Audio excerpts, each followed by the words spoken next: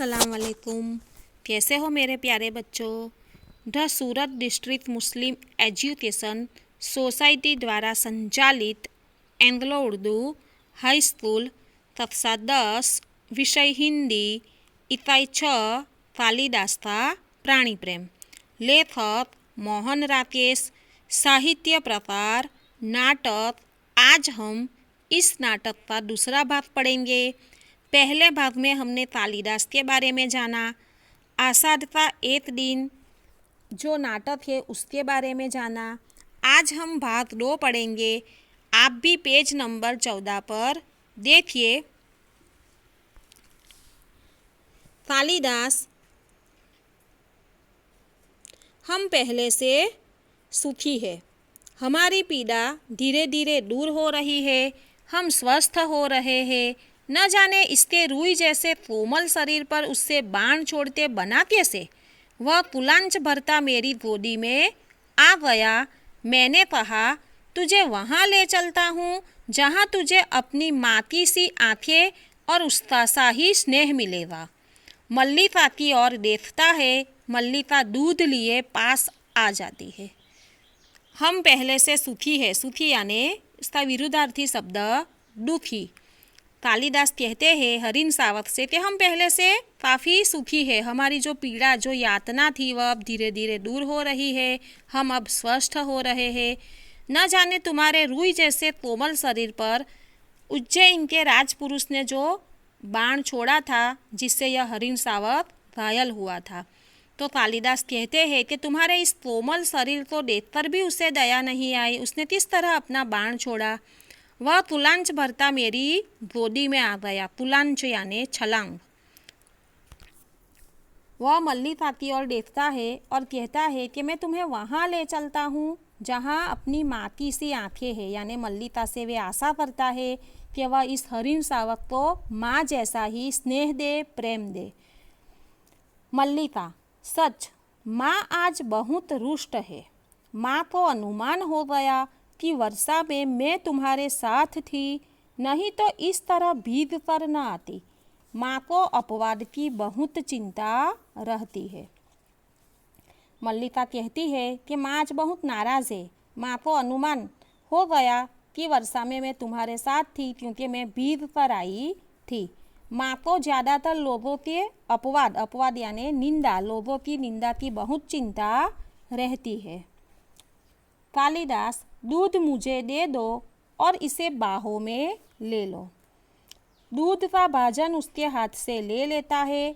मल्लिका हरिन सावक को बाहों में लेकर उसका मुंह दूध के निकट ले जाती है। कालिदास भाजन को उसके और निकट कर देता है। हम दूध नहीं पिएंगे। नहीं, हम ऐसा हठ नहीं करेंगे। हम दूध अवश्य पिएंगे। राजपुरुष दंतुल ड्योढ़ी से आकर द्वार के पास रुक जाता है। क्षण भर वह उन्हें देखता रहता है। कालिदास हरिन को मुंह से दूध पिला देता है। ऐसे ऐसे दंतुल बढ़कर उनके निकट आता है। यहाँ पर कालिदास कहते हैं मल्लिका से कि दूध मुझे दे दो और तुम इसे बाहों में ले लो।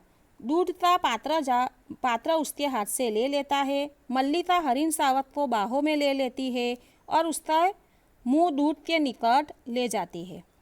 कालिदास भाजन को उसके और निकट कर देता है, यानी जो दूध से भरा हुआ पात्र था उसके निकट यानी नज़दीक कर देता है। हम दूध नहीं पिएंगे। वह हरिन सावक से कहते हैं कि हम दूध नहीं पिएंगे। हम ऐसी जिद, ऐसा हठ नहीं करेंगे। हम दूध अवश्य पिएंगे। राजपुरुष दंतुल ड्योढ़ी यानी दहली से आकर द्वार के पास यानी दहली से आकर वह दरवाजे के पास रुक जाता है। वह क्षण भर वह उन्हें देखता रहता है कि किस तरह कालिदास और मल्लिका हरिन सावक को दूध पिला देते हैं। आगे दंतुल दूध पिलाकर इसके कोमल मांस को और कोमल कर लेना चाहते हो। कालिदास और मल्लिका चौंक कर उसे देखते हैं। मल्लिका हरिण सावक को लिए थोड़ा पीछे हट जाती है। कालिदास दूध का भाजन आसन पर रख देता है। कि दंतुल की आवाज़ सुनकर दोनों एकदम चौंक जाते हैं। दंतुल कहता है कि दूध पिलाकर इसके कोमल मांस को तुम और कोमल कर देना चाहते हो। यह बात सुनकर दोनों चौंक जाते हैं। मल्लिका थोड़े पीछे हट जाती है और कालिदास के हाथ में जो दूध का पात्र था वह आसन पर रख देता है। कालिदास, जहाँ तक मैं जानता हूँ हम लोग परिचित नहीं हैं। तुम्हारा एक अपरिचित घर में आने का साहस कैसे हुआ? दंतुल एक बार मल्लिका की ओर देखता है, फिर कालिदास की ओर। कालिदास क्या कहते हैं कि जहाँ तक मैं जानता हूँ हम लोग परिचित नहीं है, एक दूसरे तो जानते नहीं है। ना तुम मुझे जानते हो ना मैं तुम्हें। तुम्हारा इस तरह अपरिचित घर में आने का साहस कैसे हुआ? दंतुल यह बातें सुनकर दोनों की ओर देखता है। दंतुल, कैसी आकस्मिक बात है कि ऐसा ही प्रश्न मैं तुमसे पूछना चाहता था। हमारा कभी का परिचय नहीं, फिर भी मेरे बाण से आहट हरिण को उठा ले आने में तुम्हें संकोच नहीं हुआ? कि यही प्रश्न तो मैं तुमसे पूछना चाहता था कि हमारा कोई परिचय नहीं है, फिर भी तुम मेरे ही बाण से घायल हुए हरिण को किस तरह उठा लाए? तुम्हें कोई संकोच नहीं हुआ? यह तो कहो कि द्वार तक रक्त बिंदुओं के चिन्ह बने हैं, अन्यथा इन बादलों से घिरे दिनों में मैं तुम्हारा अनुसरण कर पाता।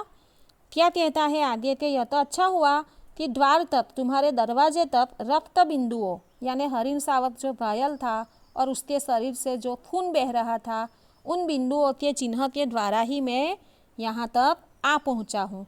अन्यथा इन बादलों से घिरे दिनों में मैं तुम्हारा अनुसरण कर पाता। यानी दिन भी कैसा है? बादलों से घिरा हुआ, वर्षा की ऋतु थी, तो ऐसे में मैं तुम्हारे पीछे पीछे अनुसरण कर पाता। यानी अनुसरण यानी पीछे पीछे चलना, कि मैं किस तरह तुम्हारे पीछे पीछे आ जाता। कालिदास, देख रहा हूँ कि तुम इस प्रदेश के निवासी नहीं हो। दंतुल व्यंग्यात्मक हंसी हंसता है। कि कालिदास के इस प्रश्न के उत्तर पर उसे हंसी आ जाती है। कालिदास कहते हैं कि मैं देखता हूँ कि तुम इस प्रदेश के निवासी नहीं लग रहे मुझे।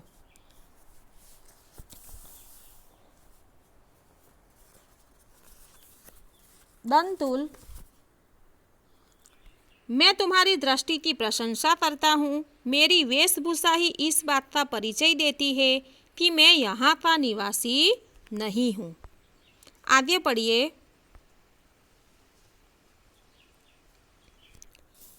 कालिदास, मैं तुम्हारी वेशभूषा को देखकर नहीं कह रहा। क्या कहते हैं? कालिदास तत्पुरुष समास है कालिका दास। कि मैं तुम्हारी वेशभूषा को देखकर नहीं बता रहा। दंतुल, तो क्या मेरे ललाट की रेखाओं को देखकर जान पड़ता है कि चोरी के अतिरिक्त सामुद्रिक का भी अभ्यास करते हो? मल्लिका चोट खाई सी कुछ आगे आती है।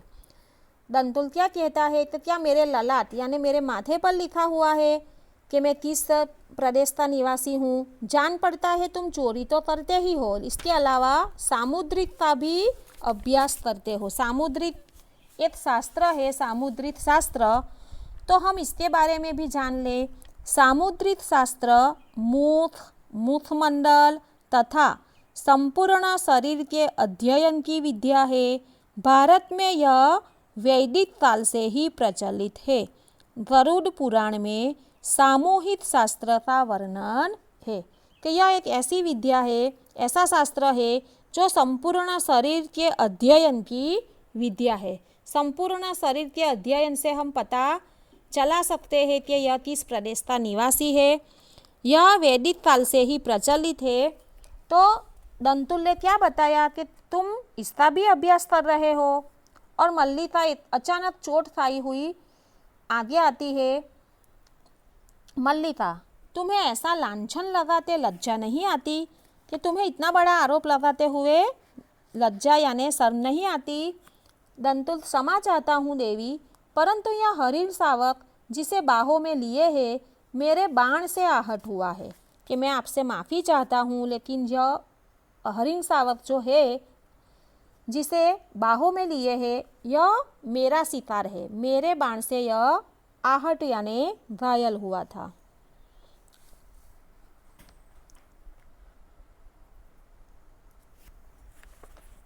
इसलिए यह मेरी संपत्ति है, मेरी संपत्ति मुझे लौटा तो दे दी। क्या कहते हैं कि यह मेरी संपत्ति है, तो क्या आप मुझे मेरी संपत्ति लौटा देंगी?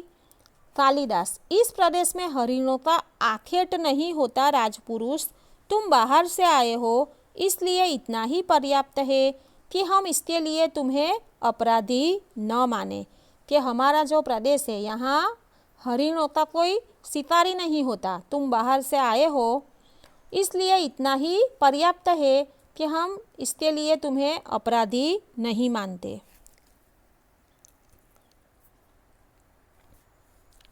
दंतुल, तो राजपुरुष के अपराध का निर्णय ग्रामवासी करेंगे।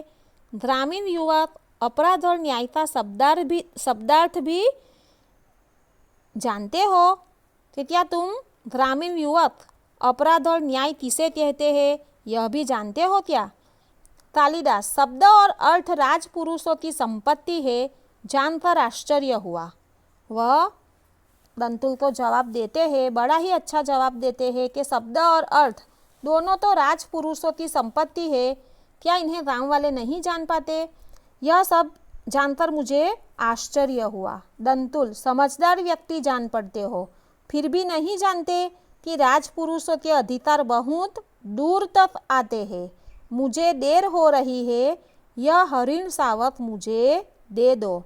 कि तुम समझदार व्यक्ति जान पड़ते हो, फिर भी तुम यह नहीं जानते कि राजपुरुषों के अधिकार बहुत दूर तक आते हैं। तुम मुझे यह हरिण शावक दे दो, मुझे देर हो रही है। कालिदास, यह हरिण शावक इस पार्वतीय भूमि की संपत्ति है राजपुरुष, और इसी पार्वतीय भूमि के निवासी हम इसके सजातीय है।